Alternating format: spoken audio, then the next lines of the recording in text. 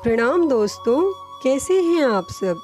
आप सभी का एक बार फिर से मेरे YouTube चैनल में हार्दिक स्वागत है। दोस्तों, हिंदी मास के अनुसार हर मास में अमावस्या आती है, लेकिन जब किसी भी माह में सोमवार के दिन अमावस्या तिथि पड़ती है तो उसे सोमवती अमावस्या कहते हैं। इस दिन के व्रत का महत्व हमारे प्राचीन ग्रंथों में भी दिया गया है। विवाहित स्त्री अपने पति की लंबी आयु के लिए इस दिन व्रत रखती है और यह पितृदोष के निवारण के लिए भी सहायक है। इसीलिए दोस्तों, आज मैं आप लोगों के लिए इस व्रत की कथा लेकर आई हूँ। तो आप लोगों से निवेदन है कि यह वीडियो अंत तक जरूर देखना। एक बार एक साहूकार था। उसके 7 बेटे, बहू और एक बेटी थी। साहूकार के यहाँ एक जोगी रोज भिक्षा मांगने आता था। जब साहूकार की बहुएं जोगी को भिक्षा देती तो वो ले लेता, लेकिन जब उसकी बेटी भिक्षा देती तो वो नहीं लेता और कहता कि तेरे भाग्य में सुहाग की जगह दुहाग लिखा है। लड़की को उस जोगी की यह बात बहुत बुरी लगती और एक दिन वह अपनी माँ से रोते रोते जोगी की बात बताने लगी। सारी बात सुनकर माँ कहती है कि कल जब जोगी आएगा तब मैं सुनती हूँ कि वह क्या कहता है और क्यों कहता है। अगले दिन फिर जोगी आता है तो साहूकारनी छिपकर बैठ जाती है और लड़की को भिक्षा देने भेजती है, लेकिन जोगी उससे भिक्षा नहीं लेता और फिर वही बात दोहराता है कि तेरे भाग्य में सुहाग की बजाय दुहाग लिखा है। यह सुनकर लड़की की माँ बाहर निकल कर आती है और जोगी से कहती है कि एक तो हम तुझे भिक्षा देते हैं और तू हमें गाली देता है। जोगी कहता है कि मैं गाली नहीं दे रहा हूँ, जो बात सच है मैं वही कह रहा हूँ। इसके भाग्य में जो लिखा है मैं वही सच आपको बता रहा हूँ। सारी बातें सुनने पर लड़की की माँ कहती है कि जब तुझे सारी बात पता है तो इससे बचने का उपाय भी पता होगा, वह बता। जोगी कहता है कि 7 समंदर पार एक धोबन रहती है जिसका नाम सोना है। वह सोमवती अमावस्या का व्रत करती है। अगर वह आकर इसे फल दे दे तब ही इसका दुहाग टल सकता है, अन्यथा विवाह के समय सर्प के काटने से इसके पति की मृत्यु हो जाएगी। यह सारी बात सुनकर माँ रोने लगी और सोना धोबिन की तलाश में निकल गई। चलते चलते रास्ते में तेज धूप पड़ रही थी, जिससे बचने के लिए वह एक पीपल के वृक्ष के नीचे बैठ गई और उसी वृक्ष पर एक गरुड़ के बच्चे अपने घोंसले में थे। तभी वहाँ एक सांप आया और गरुड़ के बच्चों को खाने के लिए लपका, लेकिन साहूकारनी ने उस सांप को मारकर बच्चों की रक्षा की और कुछ देर बाद गरुड़नी आई और सब जगह खून देखकर साहूकारनी को चोंच से मारने लगी। साहूकारनी बोली कि एक तो मैंने तेरे बच्चों को सांप से बचाया और तू मुझे ही मार रही है। सारी बातें जानने पर गरुड़नी बोली कि तूने मेरे बच्चों की रक्षा की है, इसीलिए जो मांगना चाहती है मांग ले।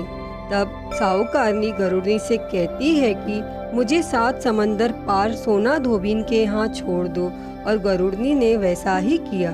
साहूकारनी वहाँ पहुँच तो गई, लेकिन सोचने लगी कि इसे कैसे मनाऊं। सोना धोबिन की 7 बहुएं थी, लेकिन घर के काम को करने के लिए सदा आपस में लड़ती झगड़ती रहती थी।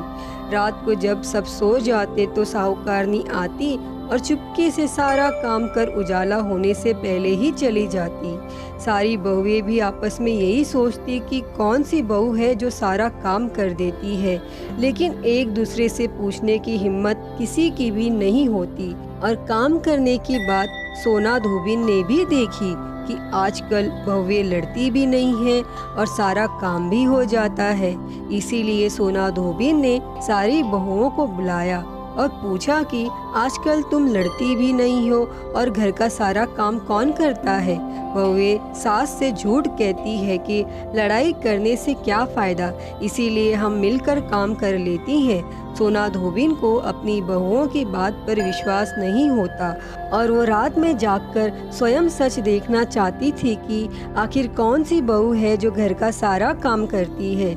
इसीलिए सोना धोबिन रात में छिपकर बैठ जाती है और रात हुई तो वह देखती है कि एक औरत चुपके से घर में घुस रही है और उसने घर का सारा काम कर दिया है और जाने की तैयारी में है। जैसे ही साहूकारनी जाने लगती है तो सोना धोबिन उसे रोकती है और पूछती है कि तुम कौन हो और क्या चाहती हो। तब साहूकारनी कहती है कि पहले तुम वचन भरो तब बताऊंगी। वह वचन भरती है। तब साहूकारनी कहती है कि मेरी बेटी के भाग्य में दुहाग लिखा है, लेकिन तुम सोमवती अमावस्या का व्रत करती हो तो मेरे साथ चलकर उसे सुहाग दे दो।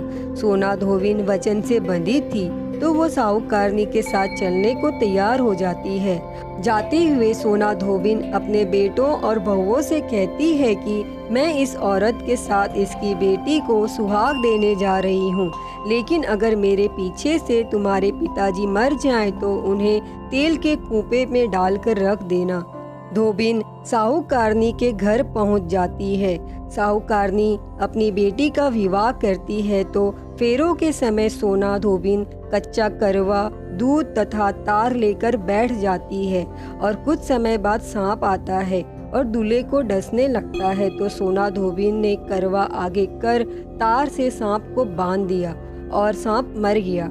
अब सोना धोबिन ने लड़की को सुहाग दिया और कहा कि जितनी अमावस्या मैंने की हैं उन सभी का फल साहूकार की इस लड़की को मिलेगा। अब आगे जो अमावस्या मैं करूंगी उनका फल मेरे पति और मेरे बेटों को मिलेगा। फिर सभी लोग सोमवती अमावस्या की जय जयकार करने लगे। सोना धोबिन अपने घर वापस जाने को तैयार हुई तो साहूकारनी ने कहा कि तुमने मेरे जमाई को जीवन दान दिया है, इसीलिए तुम जो चाहो मांग लो। सोना धोबिन बोली कि मुझे कुछ नहीं चाहिए और वो वहाँ से चली गई। रास्ते में चलते हुए फिर से सोमवती अमावस्या आ गई। उसने पीपल के पेड़ के नीचे बैठकर कथा कही, व्रत रखा और पीपल के पेड़ की 108 बार परिक्रमा की। पीपल के पेड़ की पूजा करने के बाद वह घर जाती है तो देखती है कि उसका पति मरा पड़ा है। अब रास्ते में जो सोमवती अमावस्या उसने की थी उसका फल अपने पति को दे दिया, जिसके प्रभाव से वह पुनः जीवित हो गया। सब कहने लगे कि तूने ऐसा क्या किया कि जो तेरा पति जिंदा हो गया। वो कहती है कि मैंने तो ऐसा कुछ नहीं किया है, बस रास्ते में सोमवती अमावस्या आ गई थी जिसका मैंने व्रत किया, कथा कही और पीपल के वृक्ष की 108 बार परिक्रमा की।